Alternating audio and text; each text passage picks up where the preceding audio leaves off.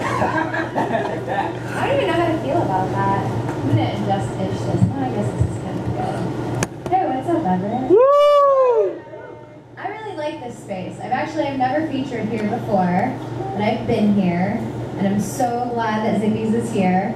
The food is amazing, and the poetry is amazing, and I'm super excited. Tell you guys a little bit about myself. I came from Seattle. I'm not from Seattle. From a tiny little farm town in the middle of Illinois. 500 people. Really tiny. Middle of cornfields. That's where I come from. I've been here for 2 years. Have a hand in the Seattle Poetry Slam thing going on there. But I have taken like a 4-month break. 3-ish, 4-month-ish break. So, if I fuck up all my poems, it's because I have not performed in months. So I'm just gonna throw that out at you. So, I'm not gonna actually read poetry from my phone, but I do have what I'm going to read on my phone in a list so that I don't forget. Alright. So yeah, I'm gonna start with some older things because why the hell not? Oh yeah, and I don't have chapbooks. I know, act like you heard it for the first time. Only, right? You can pay me for my hugs? I got nothing. I do have a good excuse though. See, I'm between leases right now. And my good friend April here is letting me stay with her. But all of my stuff is in storage, including my chapbooks. So, feel free to find me on Facebook after this and then be like, hey, I really want your chapbook. And I'm like, cool, I'll mail it to you. We'll figure something out. It'll be good. Or put extra money in the bank of giving. Yeah, you can do that too. And then leave a note. You're like, this is actually for a chapbook in the future. And then I'll mail it to you. I like mailing things. Alright. So this first piece is called Foundations. She left her window open to the world.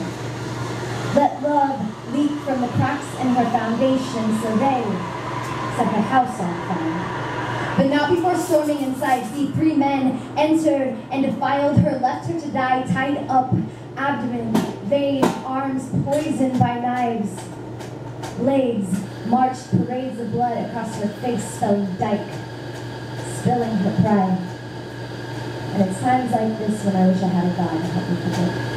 Something other than humanity to blame for the sin, how easy it is for me to forget that my sexuality isn't always accepted. I'm reminded how little I can do to change it, and what a bigot will do to prove a point.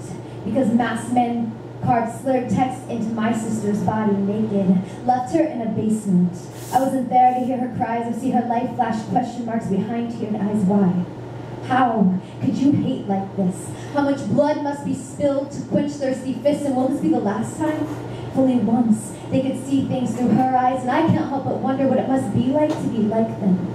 To have hatred writhing in your veins to induce pain on other, to cave to animalistic urges with no conscience, to perform actions without considering the consequences, and now fate left to forensics, left to remnants of memory. 3 men at large, a broken woman left for dead but survived. In time will never feel the same to her. Her home, once a haven, holds a reminder of humiliation. How can anyone ever be the same after experiencing the rawest kind of hatred?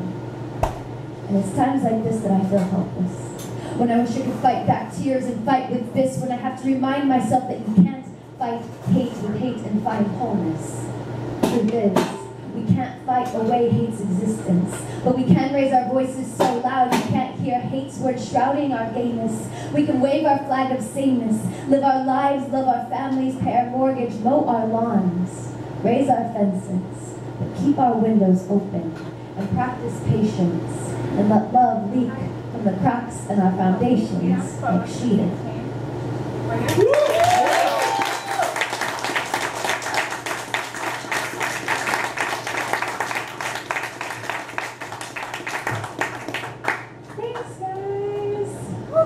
Alright, I'm just gonna go to my trusty phone here, see what I'm gonna do next. Oh, yay for old shit. Yeah.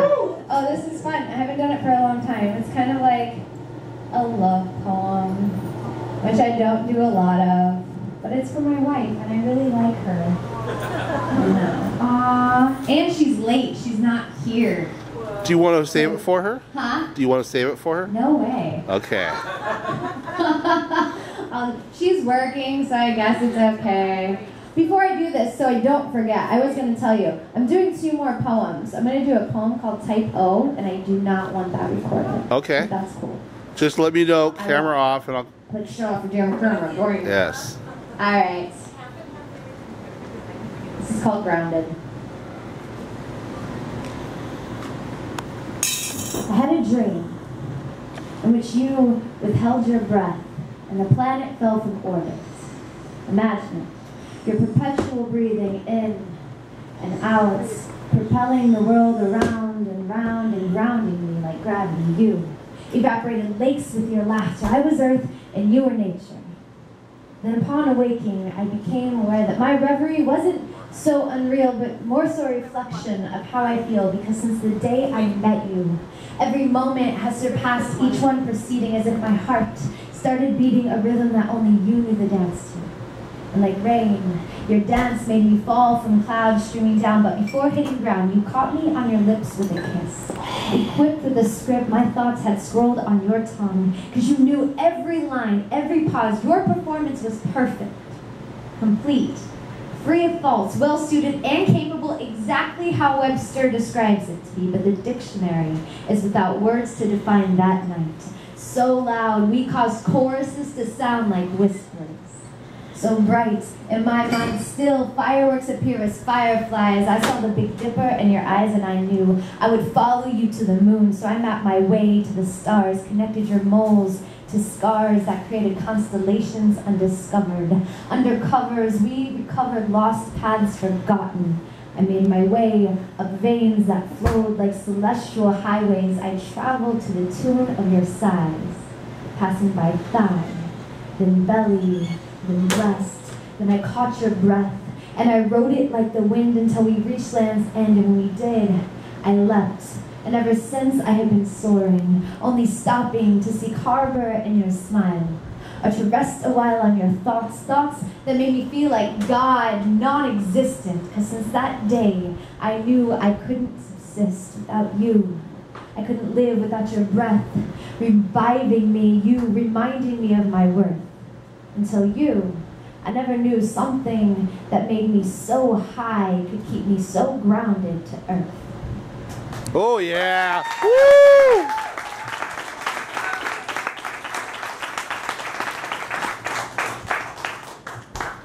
I love how like attentive everyone is.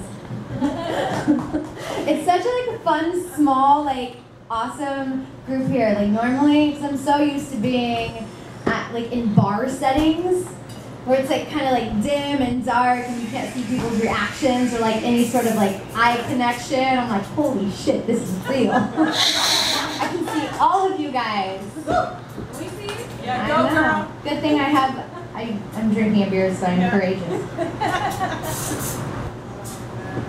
smile punctuated that last poem. Thanks. Yes. Secretly, I'm just trying to get like all the alcohol in my system as possible. Yeah. So I've got this like really cool project happening in which I'm getting ready to try to get pregnant, which means I'm not going to be able to drink for 9 months. So I'm having like a panic, like I have to drink all the alcohol now before that happens. I know.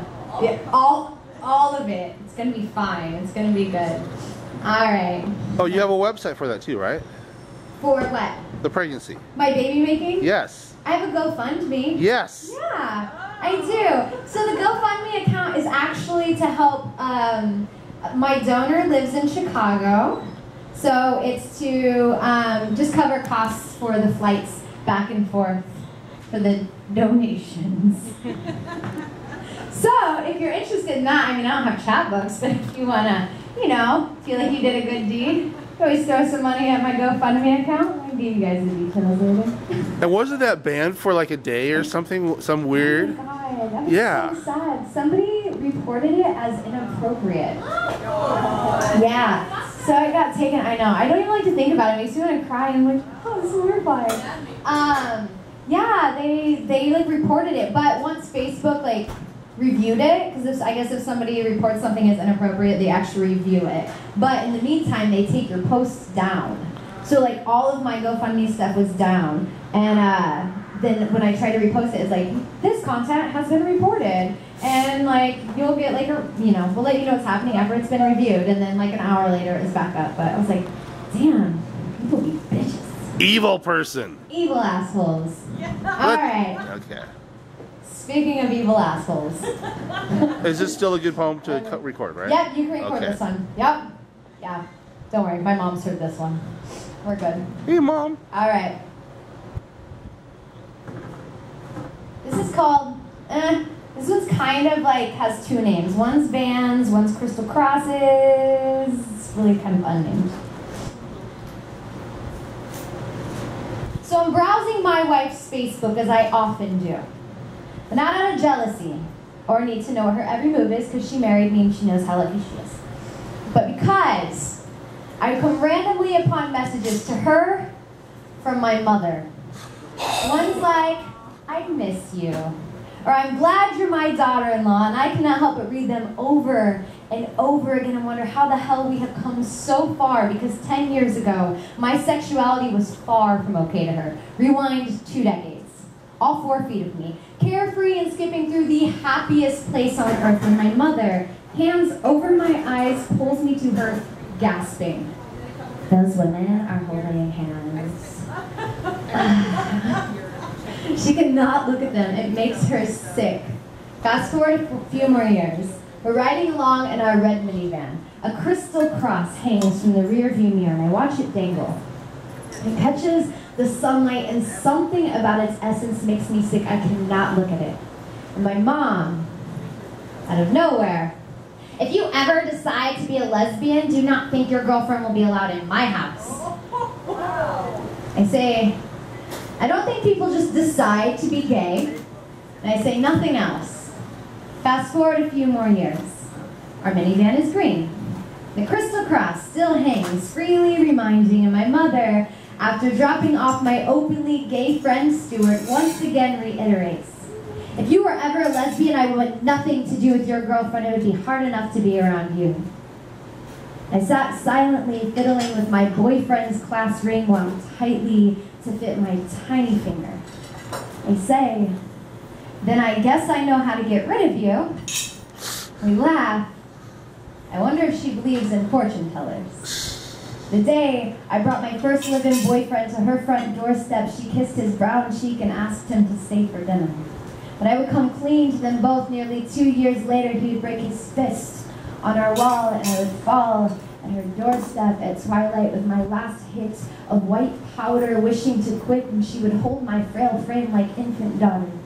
Tell me nothing could make her prouder than my bravery to surrender. So 2 years later, when I surrender to my sexuality, showing up to her doorstep with my new girlfriend, she put her hands over her eyes, couldn't look at me, called me disgusting, asked what she did to deserve this. I don't remember how we got here. The cross, it no longer hangs from her mirror. She still prays to a God that I do not believe in, but the last time we rode along in her new white minivan, she told me that she would be happy to trade me in for my wife. That life is better with her in it, that my wife is not my mother's favorite daughter. We laugh. I never found a way to get rid of her. Woo!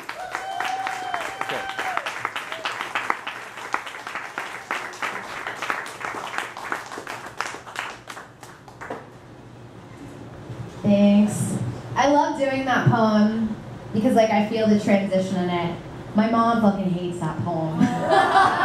She's like, I make the mistake of sharing all of my stuff with her. And she's like, oh, I hate that person. And I'm like, that's you. She's like, I know. I hate thinking that I was that person. So it's kind of cool. I called her 2 weeks ago to tell her that we were officially trying to have a baby. And then I got, less than 24 hours later, text pictures. She had gone shopping for clothes. Like, oh God, here we go. Here we go. So yeah, it's kind of cool to like see that difference, you know, because I know a lot of people are in different phases of that with their families, and it gets better. Not every family, but it can get better. All right, let me see what I have here next. Ooh, okay. I actually think I'm gonna switch it up. I'm gonna do a poem that's not on my list, because I'm spontaneous like that. Thank you. I was like, God, that's a word. Shit. Yes, because I'm super spontaneous. But actually, I wasn't going to do it. But after hearing, is it Anna? Is that your name? After hearing your poem, it made me want to do this poem. Yeah. It's about my little sister. And so, it's cool. I think you might be able to relate to it. And other people might be able to relate to it. And hopefully I don't fuck it up, because I haven't done it in like over a year.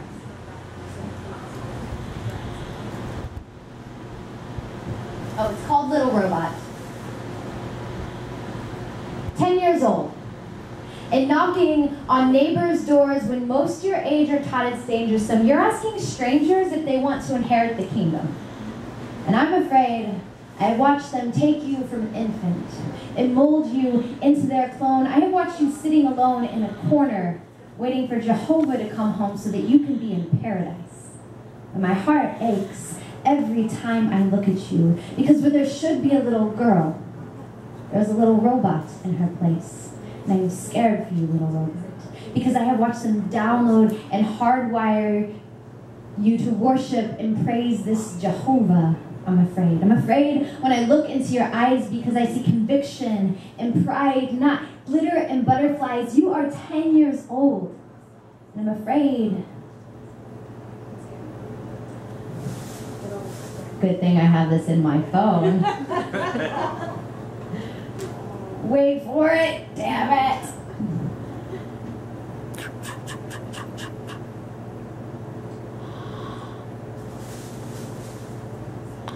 Haha. And I'm afraid you'll spend your entire life recruiting for their paradise and never find one of your own, or that you'll end up alone or without love, because they've taught you the only love that you need comes from above. You are a foot soldier from God's horse, and they send you to battle. Bibles strapped like bombs to your chest, and like bullets from a gun, scriptures shoot from your tongue with Matthew, Mark, Luke, and John as your backup, sucking in souls like a vacuum, little robot. You are stoic. You are their weapon, their machine. Born and bred in captivity, a monkey trained to turn tricks and pickpocket sins like currency, cashing them in for an eternity in this paradise. This paradise they have promised you, little robots. I propose a promise to you. I promise they have trapped you. Like a prisoner of war, and if I could only get close enough to open a door, I would set you free, little robots. You have no idea what is beyond your cage. I would release you on this place. It'd be an epic story.